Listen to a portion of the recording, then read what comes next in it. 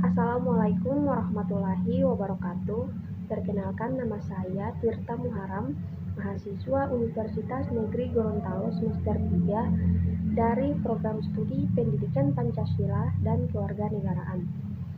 Baiklah, dalam video kali ini saya akan memenuhi pemenuhan tugas dari dosen pengampu Bapak Roni Lukum SPD MSc dengan membahas materi tentang hubungan rakyat dan negara dalam situasi politik.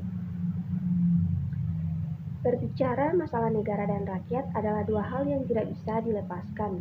Kedua hal tersebut satu sama lain saling berhubungan dan membutuhkan.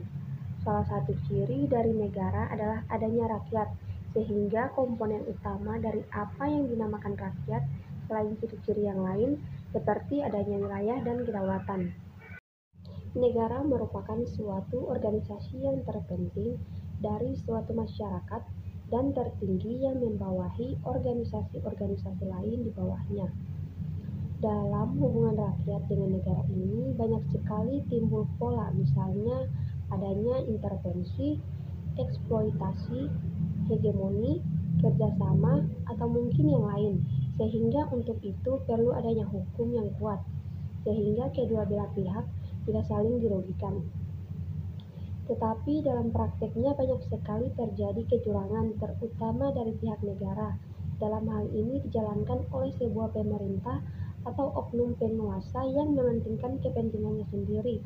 Tetapi dari pihak rakyat harus jujur kita akui juga terjadi banyak kecurangan yang pada dasarnya timbul karena ketidakpuasan terhadap kebijakan pemerintah.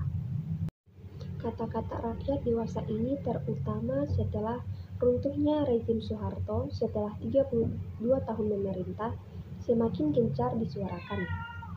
Saking gencarnya banyak hal yang dilakukan oleh oknum untuk kepentingan pribadi dan kemungkinan perbuatan curang yang mengarah pada kejahatan yang dibungkus dengan embel-embel demi kepentingan rakyat, untuk membela rakyat, dan sebagainya. Atau dengan kata lain, segala perbuatannya dilegitimasikan dengan mengatasnamakan rakyat untuk mempermudah mencapai tujuan. Memang kata-kata rakyat akhir-akhir ini sedang naik daun, sehingga menarik untuk dibicarakan, apalagi kalau sudah dibenturkan dengan kepentingan negara yang menguasainya, pasti akan timbul hal-hal yang bisa kita analisis. Pembelaan terhadap rakyat memang sudah lama dilakukan, tetapi pada akhirnya akan menemukan hambatan dan benturan yang serius dengan kepentingan pemerintah, terutama jika hal itu bertentangan dengan pemerintah, sehingga sesegera mungkin dilakukan pencegahan terhadap perbuatan yang membahayakan kekuasaan penguasa. Oleh sebab itu, setelah era reformasi dengan dibukanya keran kebebasan, maka semakin marak protes terhadap kebijakan pemerintah yang mengecewakan dan membuat rakyat tidak puas, dan pada masa Orde Baru tidak bisa protes dan mengeluh, sehingga fenomena yang terjadi adalah demonstrasi. Jadi pandangan dan tren kehidupan kita sehari-hari, mungkin fenomena ini bisa disimpulkan dengan tiada hari tanpa demo. Gambaran kasar fenomena sosial dan politik Indonesia seperti di atas terjadi karena adanya keinginan dari penguasa untuk melanggengkan kekuasaan dengan berbagai cara. Cara yang ditempuh memang bermacam-macam, baik secara organisatoris ataupun kebijakan. Pendeknya banyak kaki tangan atau kepanjangan tangan pemerintah yang ada di sekitar kita yang mendikte dan mengharuskan kita menurutinya. Hal ini kemudian lebih tepat dikatakan sebagai hegemoni yang dilakukan penguasa terhadap yang dikuasai. Dalam setiap negara ada yang menguasai, dalam hal ini pemerintah, dan ada yang dikuasai yakni rakyat, sehingga hubungan mereka dalam hal ini lebih bersifat penguasaan. Negara merupakan suatu kata yang menakutkan jika dilihat dari posisinya yang memungkinkan untuk mengeksploitasi rakyat. Sedangkan rakyat seperti sesuatu yang tidak berdaya dan cenderung jadi sasaran eksploitasi oleh aparatur negara. Tetapi hal itu mungkin terlalu kejam kita lontarkan karena tentu ada hal yang positif terhadap apa yang dinamakan negara.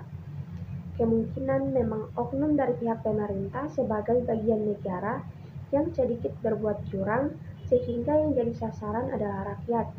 Akibatnya nama baik negara sedikit ternoda. Sebenarnya, rakyat dan negara itu tidak bisa dipisahkan. Rakyat butuh negara dan negara juga butuh rakyat. Negara tanpa rakyat tidak dapat dikatakan sebagai negara. Dengan kata lain, karena ada rakyat, maka ada negara. Oleh karena itu, kekuatan rakyat negara diadakan, dan untuk rakyat pula negara diadakan. Keberadaan rakyat dan makna dari keberadaannya juga tidak dapat dipisahkan dari eksistensi negara. Tanpa negara, rakyat akan kehilangan eksistensinya. Oleh sebab itu, rakyat dibutuhkan negara, selain untuk memenuhi salah satu syarat sebagai negara juga sebagai perekat kesatuan di antara mereka. Dalam perkembangannya, jika kemudian negara melawan dan mendominasi bahkan mengeksploitasi rakyat, maka pengertian negara akan mengalami reduksi menjadi rezim penguasa. Kekuasaan politik yang aslinya merupakan kekuasaan rakyat telah beralih menjadi kekuasaan rezim penguasa, dan rakyat menjadi pihak yang tidak punya kuasa atau yang dikuasai, dan cenderung dieksploitasi. Penguasa dapat mematahkan kekuatan oposisi rakyat dengan mengatasnamakan negara. Sebaliknya, rakyat tidak dapat mengatasnamakan negara ketika melawan terhadap kesewenang-wenangan penguasa. Penguasa juga memegang monopoli dalam mendefinisikan kata rakyat dan mengoperasionalkannya ke dalam aksi negara untuk atau terhadap rakyat.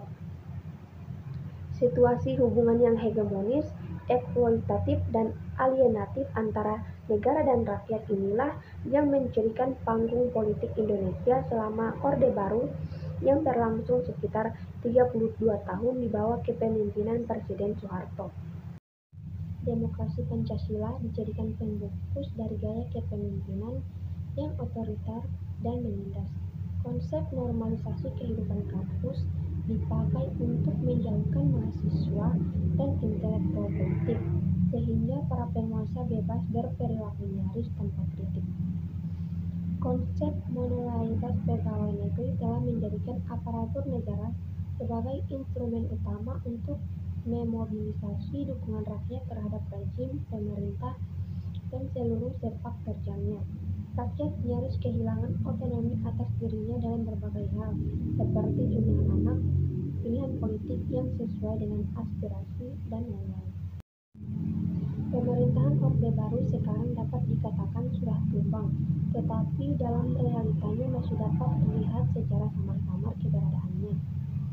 Memang sangat sulit menghilangkan dan membesarkan pemerintahan yang baru ini dari unsur pemerintahan Orde Baru, karena setelah sekian lama mereka berkuasa tentu sudah masuk pada lini terkecil kehidupan masyarakat dan menguasai pemikiran serta kondisi sosial politik di Indonesia.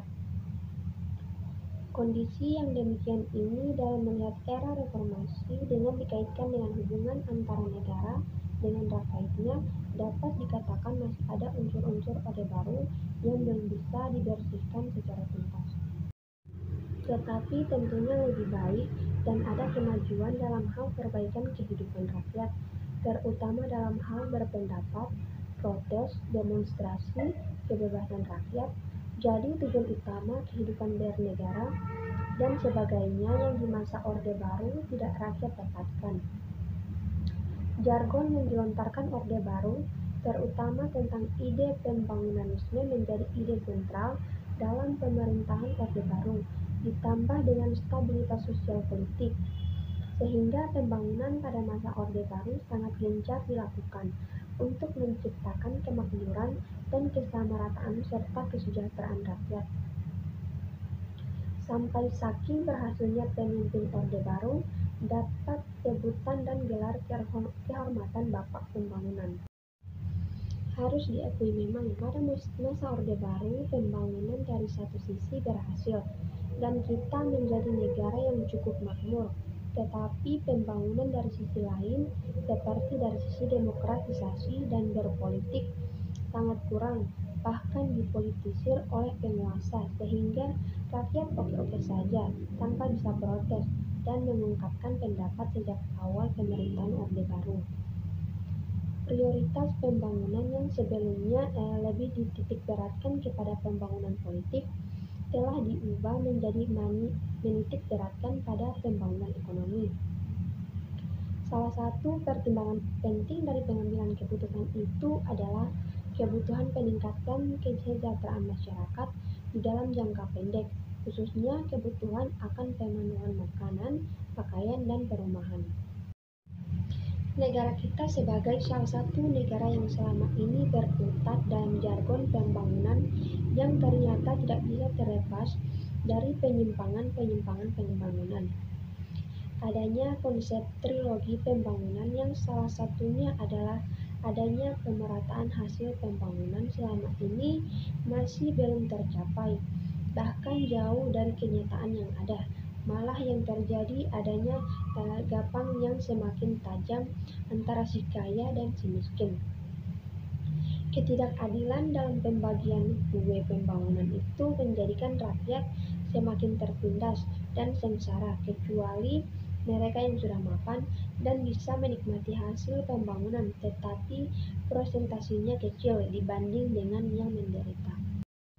Pada masa Orde Baru, rakyat dipaksa untuk menjadi penonton dari tingkah laku negara dengan adegan kekerasan, tanpa mampu berbuat sesuatu dan pasrah menerima nasib.